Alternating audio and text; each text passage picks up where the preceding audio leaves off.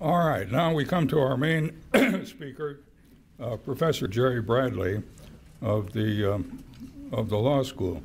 You have his biographical, it's only a partial one, information in the pamphlet that you have in front of you. As I say, it's only a partial list of what he's done. He is one of the most popular teachers in the law. So I should say this, lest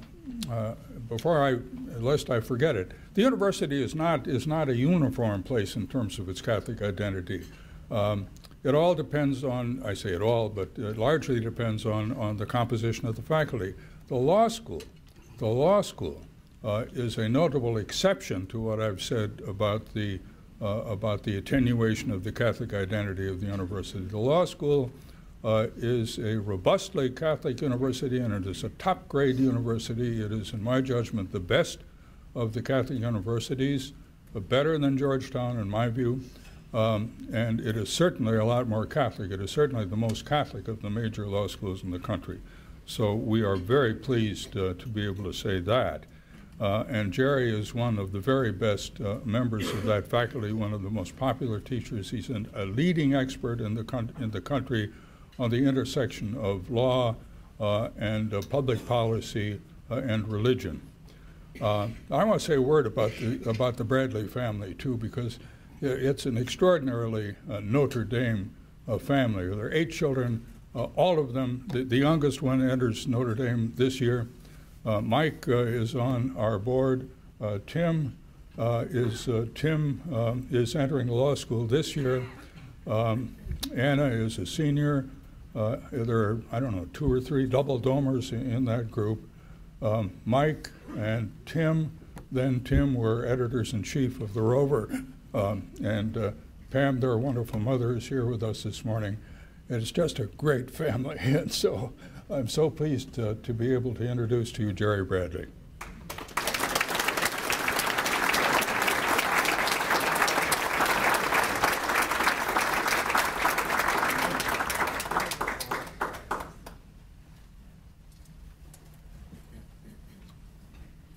Well, thank you, Bill, for recognizing my wonderful and beautiful wife. And members of the family, I have to say it's no secret that around Notre Dame I've been here 25 years. So for about 24 and a half years, I've been known as a bit of a right-wing nut and a Taliban Catholic even. But things began to look better for me and got better for me, I think, when my kids began going to college here.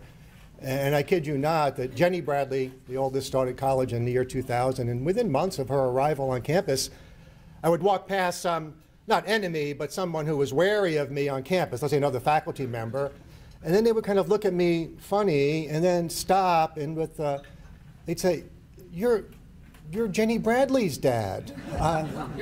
You're not so bad after all. And then I had the same experience repeated as the other kids came along to school. So I'm very grateful in that special way for the fact that my children have come to Notre Dame. It has rehabilitated my reputation around here, at least as much as it can be.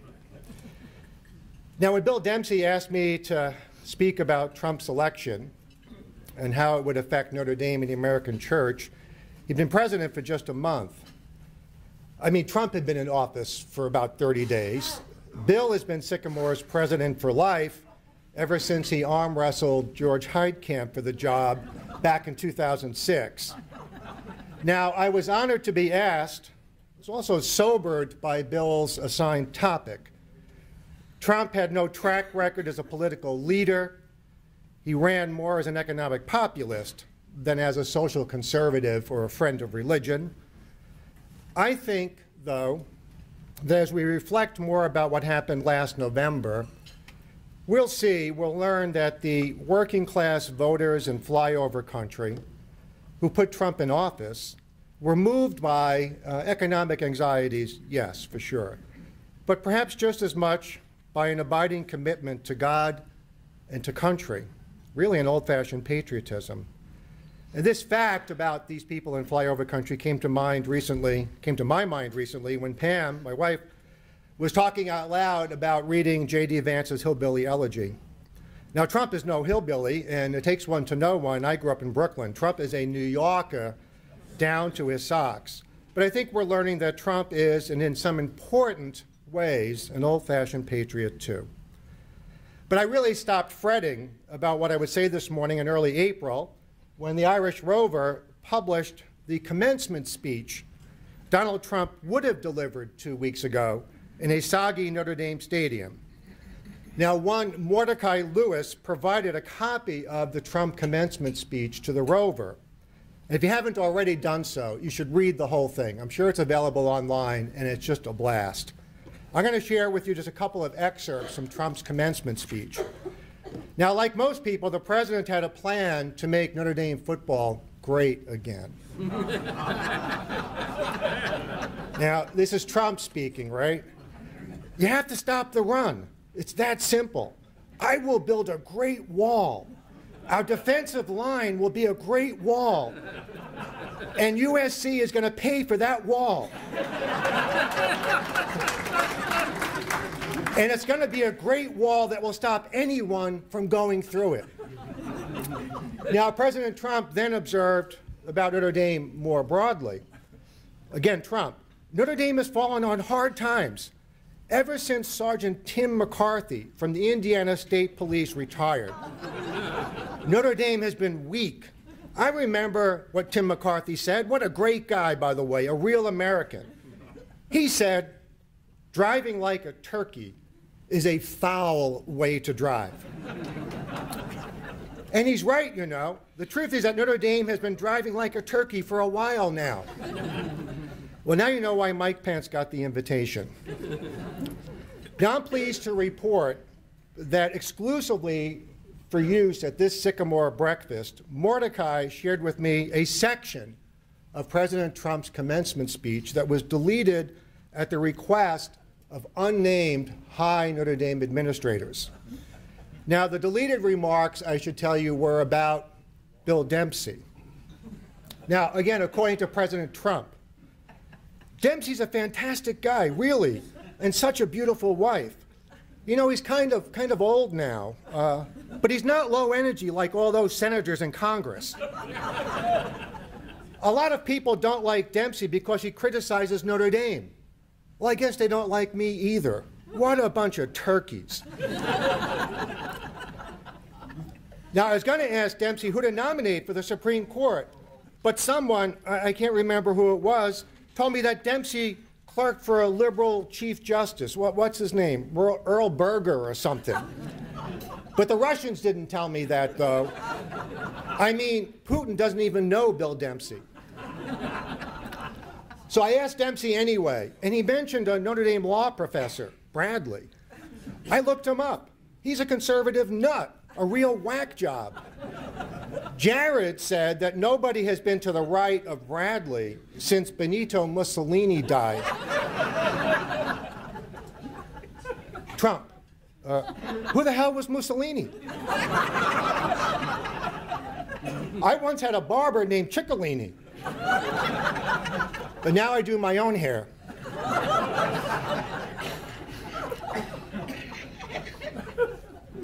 Now, one way to talk about Trump and the Church in Notre Dame is to compare his policies, his proposals, to Catholic social teaching.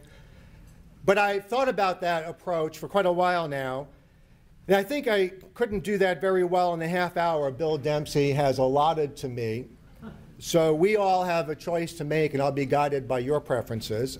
We could ask Bill if we could have the room until about 11:30, or I could take a shortcut. Okay, I see we'll take the shortcut. The shortcut is to say something about just 3 important social issues and then talk about religious liberty and Notre Dame. So that's what I propose to do. First, abortion, which has been and will be the great human rights issue of our age. Donald Trump has already shown himself to be a stout defender of our tiniest brothers and sisters. This commitment on Trump's part is shown by his reinstatement and then expansion of the Mexico City policy, his willingness to defund Planned Parenthood, and more. Its pattern is virtually certain to continue. Now, the president has not shown similar good judgment about another huge social issue, the defense of marriage and the family based on it. I would like to think that Trump's reticence is due to the influence of his daughter and son-in-law, who, notwithstanding their observant Judaism, seem to be standard issue Manhattan liberals on these issues. But I feel that the president himself does not really get it on marriage and sexuality. I suspect that the best we can hope for from him, from his administration, is more rather than less religious protections against this revolutionary and oppressive force. Third, and if you feel like you're about to enter the twilight zone as I turn to the issue of transgenderism, well, I can assure you only that I am not Rod Serling. But they really have made, as we used to say, at least when I was a kid, a federal case out of a 14-year-old girl who does not just feel like she's a boy or doesn't just want to present as a boy. She insists, and her lawyers asserted all the way up to the Supreme Court, that she really is a boy. But this troubled teen is no more really a boy than an anorexic is really fat. Like the anorexic, she is simply out of touch with reality. And people who care about her, I think, should help her get back in touch with reality rather than try to reconfigure the entire world around her to confirm her in her delusion. Now, you know the basic political and legal story here: bathroom wars, boycotts of North Carolina for requiring people to use the bathroom of their sex.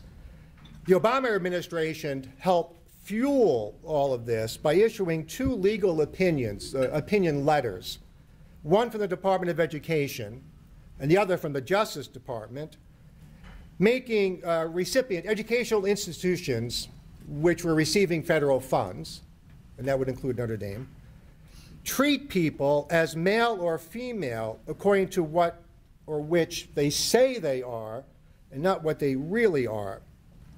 But then a funny thing happened on the way to the Supreme Court.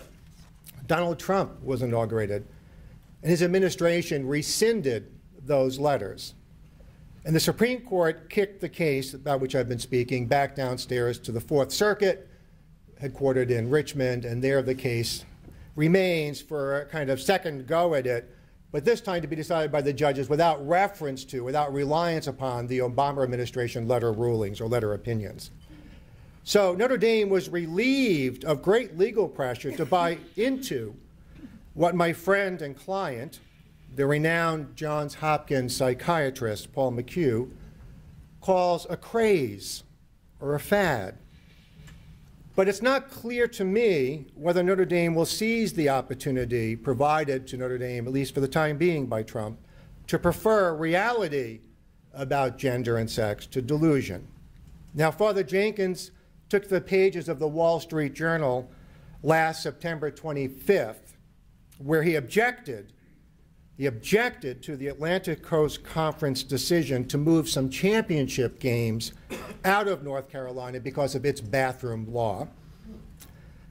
But in that op-ed in the Wall Street Journal, unfortunately, Father John did not say that the ACC's decision, in short, to boycott North Carolina, was itself the wrong response to what had happened in North Carolina. He had what the lawyers in the room will recognize as more of a constitutional objection. Father John thought that it was not really the business of an athletic association to be making a decision of that sort on behalf of the member schools. And Father John's judgment was, certainly correct as far as it goes, that it was a matter for legislators, perhaps, but also for the member schools to decide for themselves. Yet, to this minute, as far as I have been able to ascertain, Notre Dame has not squarely denied several news reports that I've seen that the member schools of the ACC voted unanimously to boycott North Carolina. Now, the closest Father John came in the Journal op-ed to defending the truth of the matter was, I think, these two sentences. Now, this is Father John writing in the Wall Street Journal last fall. Some citizens may wonder about the implications of substituting gender identity for biological sex in public restrooms. It is important to also take into account the feelings of those who might be uncomfortable undressing in front of a member of the opposite biological sex. Now, for saying this, Father Jenkins was bitterly criticized in a letter to the Observer, the second-rate campus newspaper, the inferior to the Rover, but admittedly more popular.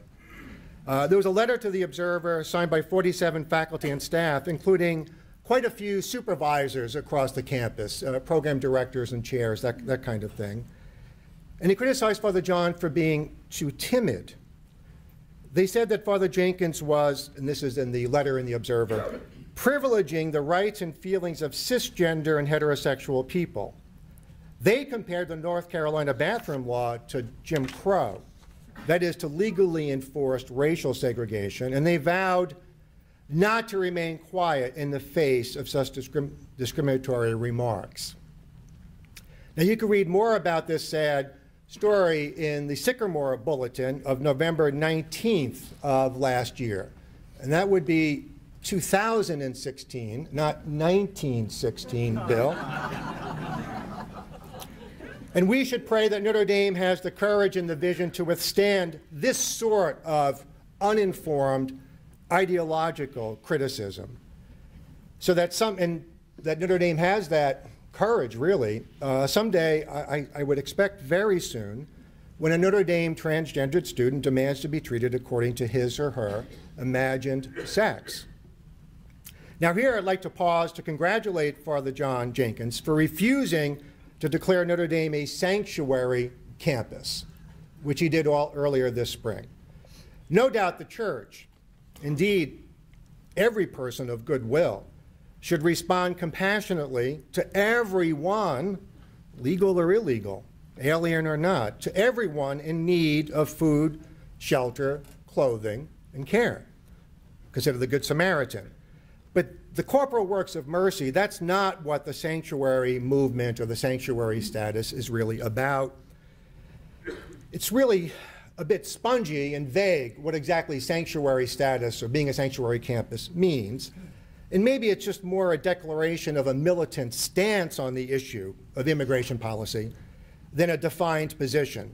But of course, that's one good reason not to jump on the sanctuary bandwagon. You don't know really what you're associating yourself with.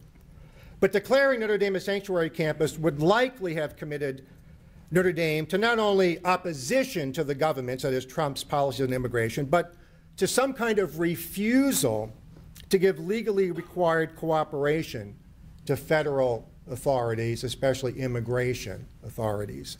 And that Notre Dame should not do and didn't do.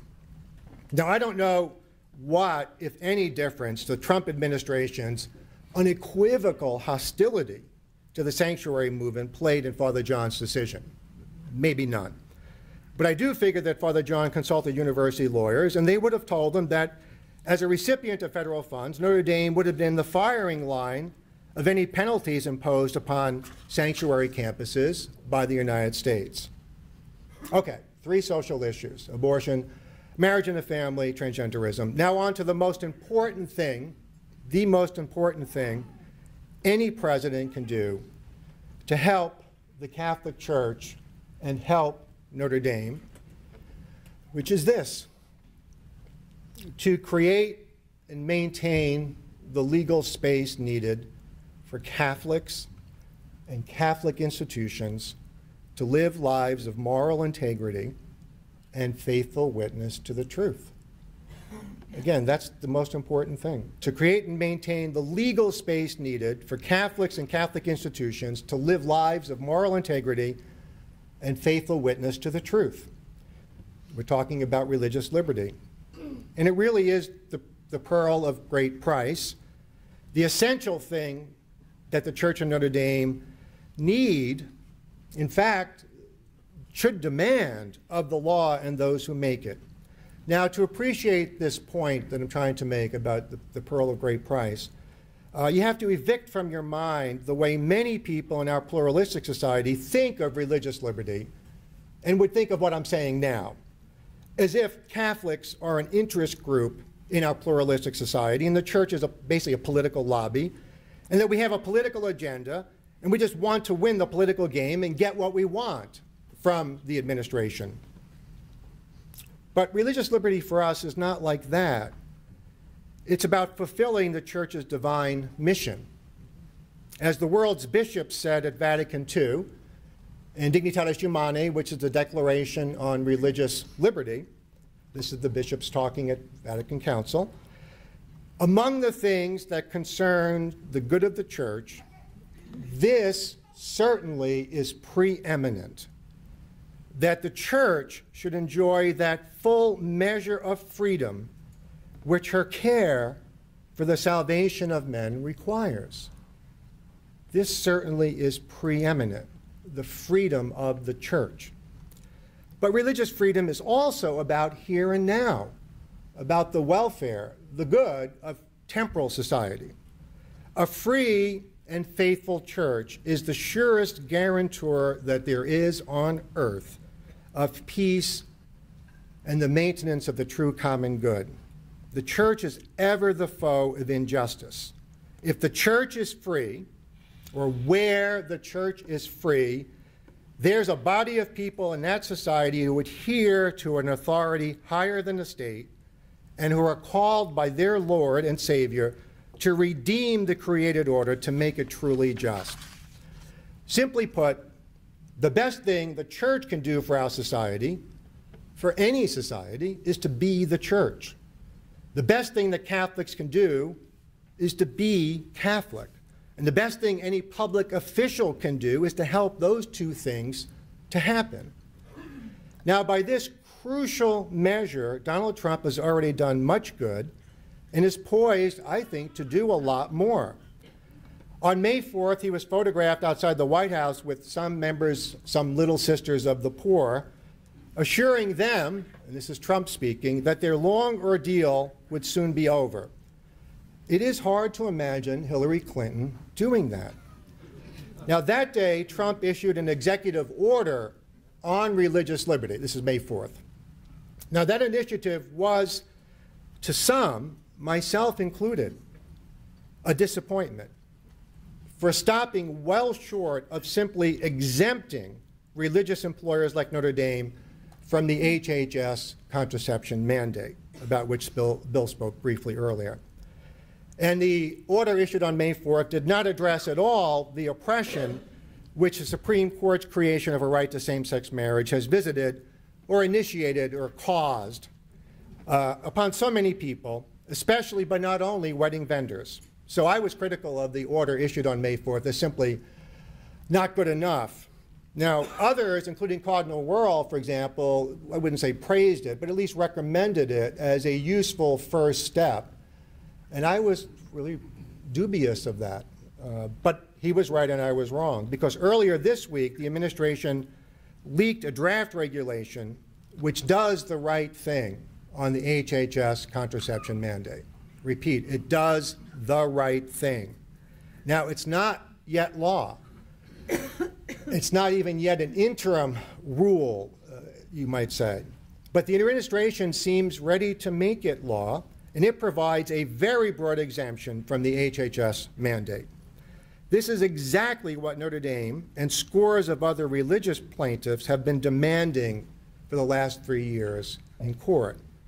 And Trump is to be applauded for this. But be careful what you wish for, I suppose. Trump chose to do the right thing, but I wonder, in fact, I even doubt that Notre Dame will. I expect that Notre Dame will continue to facilitate access to contraceptives pretty much along the lines that it does so now, according to what, and you don't need to worry about what the legal term of art means, but according to what's now called an accommodation, even though in its lawsuit, the Notre Dame says it's not possible for a faithful Catholic institution to do that. But I do, unfortunately, expect that Notre Dame will not seize the opportunity to exempt itself entirely from the mandate, but will leave itself entangled in an accommodation, and I think that would be wrong. In fact, more important, I hope I'm wrong in this prediction.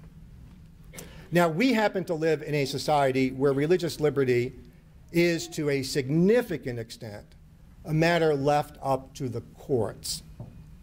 Often under the First Amendment, sometimes under provisions in state constitutions that look and sound like the First Amendment, or under a state or federal law, there's a statute, such as the Religious Freedom Restoration Act. But the broad terms in these laws, and even in constitutional provisions, leave judges a great deal of room to maneuver. The laws are indeterminate, or the language is broad enough to leave a fair amount of discretion or room for judgment to the judges. There's a lot of space where a judge possessed of a sound understanding of the relevant realities will do great good, but a judge possessed, animated by, captured by an unsound ideology can do a great deal of harm. So I'm talking about a judge's understanding, which the judge can't read off from the law, but rather comes from the judge's understanding of the culture and the history of this country, really of reality, of what religion is, how valuable religion is to persons and their well-being and to social well-being, and today, most critically, what is the meaning of equality and non-discrimination when it comes to matters of sexuality? Way too often, liberal judges have substituted their ideological biases for the law when all of these things come together in a court case. Now, Donald Trump has not and will not be nominating judges like that. I think Trump's judiciary will be his most valuable legacy to us, and it's a legacy that will pay dividends for decades.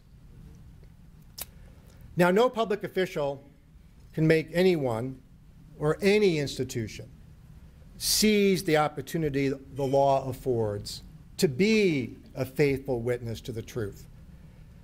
No public official should really try to make anyone or any place like Notre Dame really be faithful. Being faithful happens when a person or a people or a group choose to be steadfast in the faith. Now, it's been the great good work of Sycamore over these last 10, 11 years to respectfully but firmly call Notre Dame to that fidelity, to call upon Notre Dame to stand tall for the truth of Catholicism. Now, the great temptation or potential pitfall with Catholic groups which try to do something like what Sycamore is trying to do is to be too old-fashioned, to be nostalgic, to perhaps confuse traditions that everybody or they cherish for the truth. But Notre Dame doesn't have to be the way it was 50, or in Bill and George's case, 65 years ago when they graduated from college. It doesn't have to be like we remember it. It doesn't even have to be traditional in some ways, and it doesn't have to be conservative. What it needs to be is orthodox, or that's maybe a kind of backwoods way of saying Notre Dame just needs to be Catholic. That's all it needs to do. And I think Sycamore, despite the antiquity of its leading figures, seems to me to have navigated this pitfall, this shoal, really very successfully. I don't think that Sycamore is confusing tradition and nostalgia the way things were for the truth. And I think that's a marvelous and important accomplishment. And I congratulate Bill, George, and the others who are principals of the group for doing just that. I've been here long enough. I just got flowers for being here 25 years. It could have been worse. My paycheck should have started bouncing. They could have changed the lock on my door, but they didn't, and I got flowers. But I've been here long enough to have memories of the old Notre Dame. And the pull of memory is indeed strong. I feel it around Notre Dame myself. And I didn't go to college here and never laid eyes on the campus in person until I interviewed for a job here about 26 years ago. Now, cherishing the place we come to know when we were much younger and full of hope and full of plans is perfectly natural and even good. I have those feelings about Notre Dame. I remember when I first came to Notre Dame and reunion weekend rolled around, that the way the people who worked here, myself included, talked about the alums, and that would be you, coming back. Some people referred very affectionately and warmly to the plaid pants crowd And others, now others not so much. They would refer to the plaid pants crowd, but it wasn't. Now, honestly, anybody other than George wearing plaid pants today? No, right? So things have changed. Some things changed. Now, Pam and I have a family friend who recently took a driving vacation in California, and she was very frustrated by the traffic and the roads. And Linda came back and said, well, you know, in California, they just have two seasons, winter and construction. At Notre Dame, we now have one season. But I think my introduction, and maybe my most memorable little vignette concerning nostalgia for the old Notre Dame came, and this itself is nostalgic, when I was walking with Ralph McInerney, probably within the year or so of my arrival in '92, and Ralph and I had gone to the 11:30 Mass at the Basilica. Ralph, many of you, well, all of you must know who Ralph was, and some of you surely knew him better than I did, but I am proud to say I became a friend.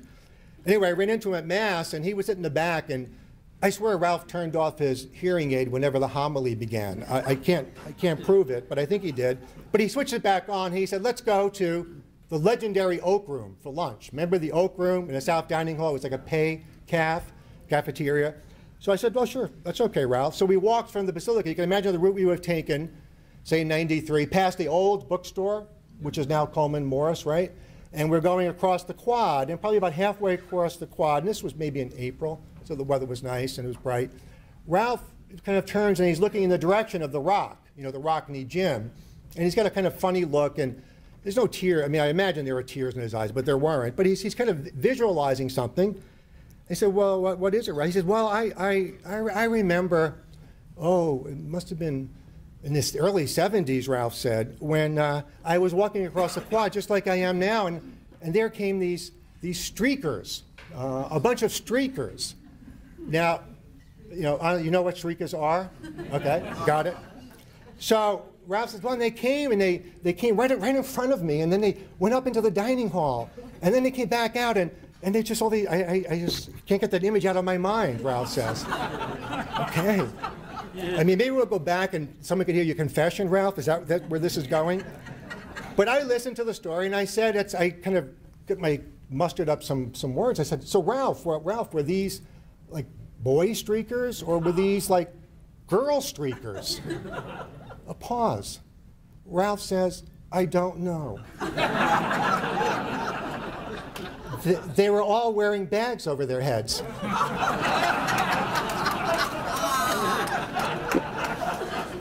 And that's old Notre Dame for you. Well, somewhat more seriously, as I conclude, it does seem to me that this is the season of crisis and renewal laments among faithful Catholics. I have in mind, just for example, recent very good books by Rusty Reno, who is the editor of First Things, a book by Anthony Esselin, a truly gifted teacher and scholar, has just decided to move from Providence College over to Thomas More College, and books by Rod Dreher, and finally by Archbishop Charles Chaput of Philadelphia. Now, perhaps the titles of just these last two that I've mentioned will convey, or illustrate at least, the thought that I now am trying to communicate. Dreher's book is called The Benedict Option, A Strategy for Christians in a Post-Christian Nation. And Archbishop's book is Strangers in a Strange Land. Now, I agree with these authors that American culture's fall from grace is going to continue apace for the foreseeable future, even if the rate of descent slows down during the Trump years. Notwithstanding the safe harbors that the Trump administration is providing to Notre Dame and the Church, the challenges to Notre Dame's Catholic identity actually are only going to grow stronger, not weaker, in the coming years. And that's because those challenges, in my opinion, arise chiefly, very largely, from something Trump can do little about, which is the dramatic and still accelerating secularist drift in the academy, that is in the university world. And Trump can do nothing about something else that's a source of the challenge to Notre Dame's Catholic identity, which is Notre Dame's determination to be a great global research university. Now, in the time I have, I'm just going to indicate or offer two illustrations of what I mean about the challenges that arise from the determination to be a great global university. One is that in my 25 years here, I have seen an explosion in the use of the phrase. Well, that is what our peer schools are doing. I mean, at faculty meetings and discussions that aren't just faculty meetings, but people who are important at Notre Dame take that as a debate stopper. It's the decisive criterion, more often than not, as an undeniable truth about operating as a great global university. That's what our peer schools are doing.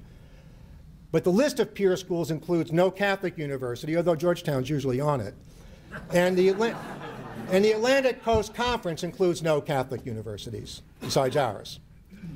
Second illustration, up to a handful of years ago, 5, 6, 7 years ago, I would have sworn that I would retire from this university without ever hearing the phrase, the Notre Dame brand, as anything but a punchline to an unfunny joke, or in a conversation about T-shirts.